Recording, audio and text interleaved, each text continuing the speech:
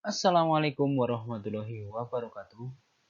Berjumpa lagi dengan Pak Urip Prasojo yang pada kesempatan kali ini akan belajar bersama anak-anak mengenai perkembangbiakan tumbuhan, yaitu khususnya untuk muatan pelajaran ilmu pengetahuan alam.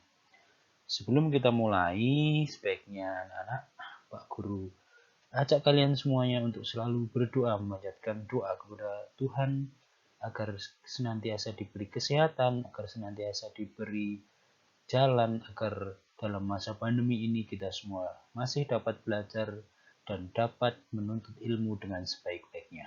Ayo anak-anak, mari kita belajar, mari kita berdoa dengan membaca bacaan basmalah bersama-sama. Bismillahirrohmanirrohim.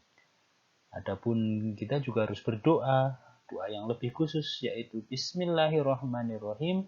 Rabbi yadni ilma wariyukni fahma. Amin ya robbal alamin.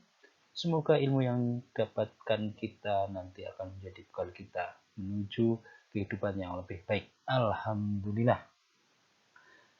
Oke anak-anak, pada kesempatan kali ini seperti Pak Guru yang bilang tadi, bahwa hari ini kita akan belajar mengenai perkembangbiakan tumbuhan. Seperti apa saja perkembangbiakan tumbuhan itu? Ayo kita simak video pembelajaran berikut ini. Sebelumnya, Pak Guru akan menyampaikan tujuan pembelajaran. Setiap kita akan belajar pasti ada tujuannya ya. Untuk tujuan pembelajaran yang pertama adalah kalian nanti dapat menjelaskan bagaimana proses perkembangbiakan secara generatif. Tujuan selanjutnya adalah anak-anak juga dapat menyebutkan bagian-bagian bunga dan fungsinya. Kemudian tujuan yang berikutnya adalah anak-anak dapat menyebutkan jenis-jenis penyerbukan berdasarkan asal serbuk sarinya dengan benar. Sudah siap untuk belajar anak-anak? Mari kita lanjutkan pelajaran hari ini. Apa yang akan kita lakukan? Ya, Pak Guru akan menerangkan atau menjelaskan perkembangbiakan tumbuhan. Secara garis besar, perkembangbiakan tumbuhan dibedakan menjadi dua, yaitu secara generatif dan secara vegetatif. Untuk perkembangbiakan secara vegetatif itu nanti dibedakan menjadi vegetatif alami dan vegetatif buatan. Apa itu perkembangbiakan generatif? Perkembangbiakan generatif nanti yang akan dibahas pada pertemuan kali ini.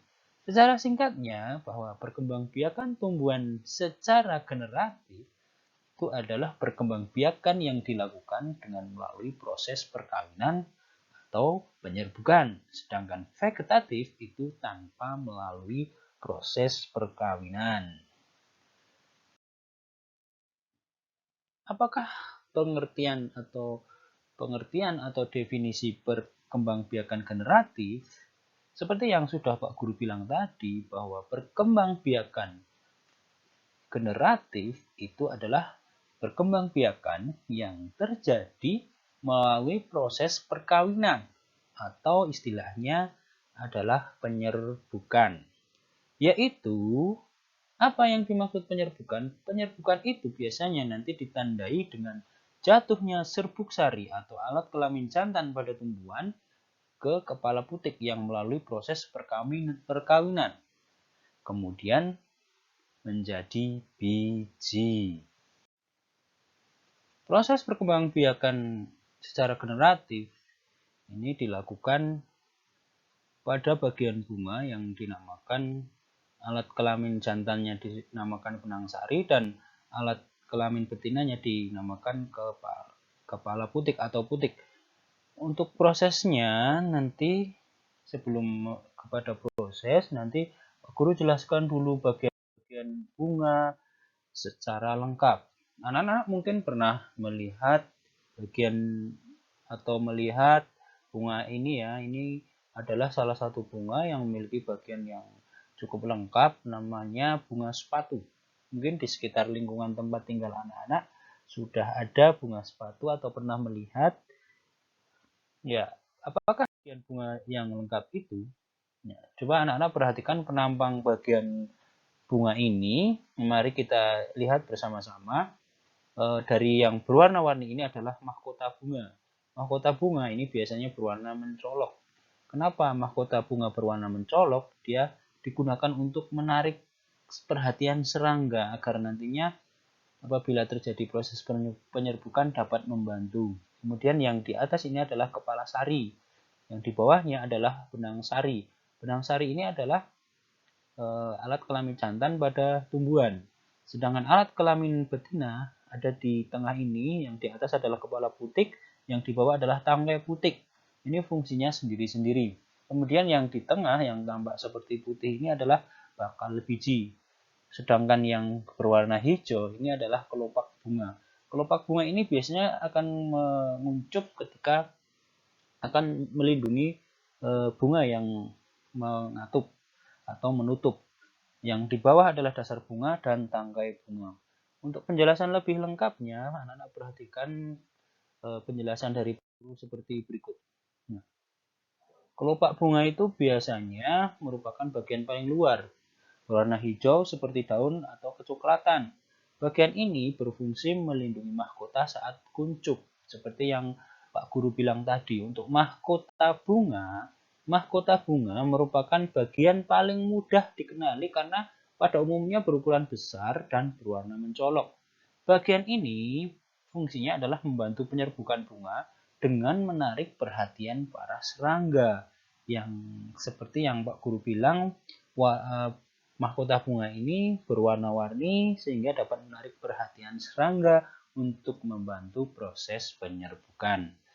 Selanjutnya, apa itu kepala putik? Kepala putik adalah bagian yang sangat penting juga karena ini merupakan alat reproduksi pada bunga betina. Sedangkan tangkai putik adalah saluran penghubung antara kepala putik dengan ovarium. Selain itu, tangkai putik berfungsi menyangga kepala putik agar bisa berdiri dengan tegak dan tetap pada posisinya. Apakah yang dimaksud benang sari? Benang sari adalah merupakan organ dari perkembangbiakan tumbuhan. Dia disebut alat kelamin jantan, ya. Bagian ini merupakan alat kelamin jantan yang berfungsi untuk melakukan proses penyerbukan. Apa yang selanjutnya bagian dari bunga yang selanjutnya adalah bakal biji. Bakal biji ini biasanya banyak ditemukan pada tumbuhan berbiji. Sedangkan pada bunga, bakal biji berfungsi melindungi sel telur dan menjadi tempat pertemuan antara sel-sel telur yang akan dibuahi. Bakal biji biasanya letaknya di dalam bakal buah. Kemudian bagian tumbuhan yang selanjutnya adalah bakal buah. Bakal buah mengandung sel telur. Bagian ini menjadi tempat terjadinya pembuahan, yaitu proses peleburan antara sel telur betina dan jantan yang kemudian menghasilkan bakal buah. Ya, itu adalah bagian-bagian bunga yang digunakan sebagai alat perkembangbiakan. Tadi sedikit mengingatkan bahwa alat kelamin jantan pada tumbuhan adalah benang sari dan yang betina adalah putik, ya. Untuk selanjutnya adalah jenis-jenis penyerbukan berdasarkan asal serbuk sari. Tahukah kalian bahwa penyerbukan itu dibedakan menjadi beberapa macam? Salah satu di antaranya adalah penyerbukan berdasarkan asal serbuk sari. Ada berapa? Ya, mari kita lihat di penjelasan Pak Guru yang selanjutnya. Ini adalah gambar sepintas mengenai penyerbukan berdasarkan asal serbuk sarinya. Untuk anak-anak perhatikan gambar yang pertama yang di sebelah kiri itu penyerbukan sendiri. Yang kedua penyerbukan tetangga, perhatikan gambarnya. Yang ketiga penyerbukan silang, yang keempat penyerbukan pastar. Apa itu penyerbukan sendiri, penyerbukan tetangga, penyerbukan silang, dan penyerbukan pastar? Mari kita simak penjelasannya. Untuk penyerbukan sendiri, ini biasanya serbuk sari berasal dari satu bunga itu sendiri. Tanamannya hanya ada satu, tumbuhannya hanya ada satu. Jadi serbuk sari yang jatuh hanya jatuh di kepala putik bunga itu sendiri. Sedangkan untuk penyerbukan tetangga itu serbuk sarinya berasal dari satu tanaman, tapi jatuh di kepala putik bunga yang lain. Ini seperti pada gambarnya ya anak-anak. Sedangkan untuk penyerbukan silang itu biasanya sudah terdapat dua tanaman. Artinya dua tanaman ini masih sejenis. Jadi serbuk sari dari satu bunga tanaman yang satu jatuh ke kepala putik tanaman yang lain tetapi masih sejenis. Kalau penyerbukan bastar itu beda lagi. Kalau penyerbukan bastar itu tanamannya dua tetapi sudah berbeda jenis. Jadi benang sari yang jatuh itu jatuh ke kepala putik di tanaman yang berbeda jenis atau varietas. Lebih jelasnya penjelasan berikut ini. Nah, seperti ini. Jadi penyerbukan sendiri itu penyerbukan yang terjadi dalam satu bunga itu sendiri. Artinya, serbuk sari yang jatuh ke kepala putik pada bunga itu sendiri. Biasanya contohnya ini pada jenis mangga, jambu, dan rambutan. Sedangkan penyerbukan tetangga adalah penyerbukan yang terjadi antar bunga masih dalam satu tumbuhan. Artinya serbuk sari yang jatuh ke kepala putik pada bunga lain tetapi masih terdapat dalam tumbuhan itu sendiri. Contohnya pada mawar merah, mawar putih, padi, dan jagung. Selanjutnya, penyerbukan silang adalah penyerbukan yang terjadi antar bunga tetapi berbeda tumbuhan. Jadi tumbuhannya sudah ada dua tapi masih satu jenis. Artinya serbuk sari jatuh kepada kepala putik bunga lain yang berbeda tumbuhan tapi jenisnya masih sama. Nah, contohnya pada apa anak-anak? Pada penyerbukan melinjo, kamboja, dan pinus. Untuk yang terakhir adalah penyerbukan bastar. Apa penyerbukan bastar? Penyerbukan bastar artinya terjadi antar bunga yang berbeda varietasnya atau berbeda jenisnya. Artinya, serbuk sari yang jatuh kepada kepala putik bunga lain yang sejenis tapi berbeda varietas. Artinya sudah berbeda varietasnya ya.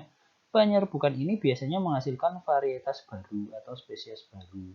Contohnya pada penyerbukan antara mawar merah dengan mawar putih, lili kuning dengan lili merah, ataupun jambu isi putih dengan jambu isi merah.